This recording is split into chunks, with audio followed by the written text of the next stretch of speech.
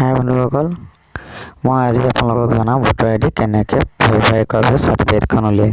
আপুনি প্লে ষ্ট'ৰত যাব, লিখিব voter card help voter health voter help মাৰাৰ পিছত এইটো এপছটো ফাৰ্ষ্টত দেখিছে, সেই এপছটো অ'পেন কৰিব। আপোনালোকে মোৰতো অলৰেডি ইনষ্টল কৰি থৈছে, আপোনালোকে ইনষ্টল কৰি ল'ব।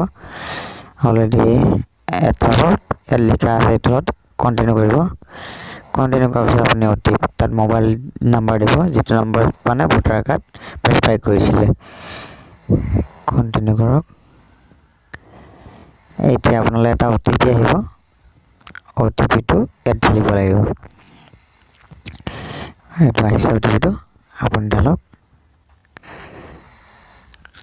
চৰি, মোৰ ভুল হৈ গ'ল, এটা নম্বৰ আকৌ চাই পেলাই ঢালিছোঁ।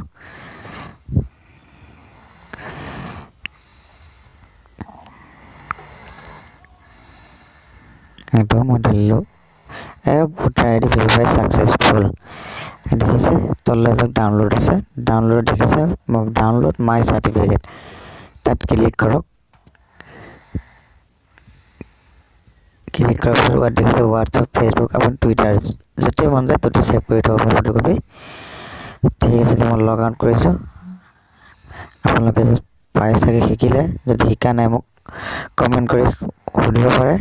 আৰু মোৰ চেনেলটো ছাবস্ক্ৰাইব কৰিব আৰু লাইক কৰিব, আৰু চুকতে যিটো ঘণ্টা আছে ঘণ্টাটো যাতে দবাই দিয়ে, মোৰ যিবিলাক ন'টিফিকেশ্যন আপোনালোকে প্ৰথমতে পায়। থেংক ইউ বন্ধুসকল, ধন্যবাদ, শুভৰাত্ৰি।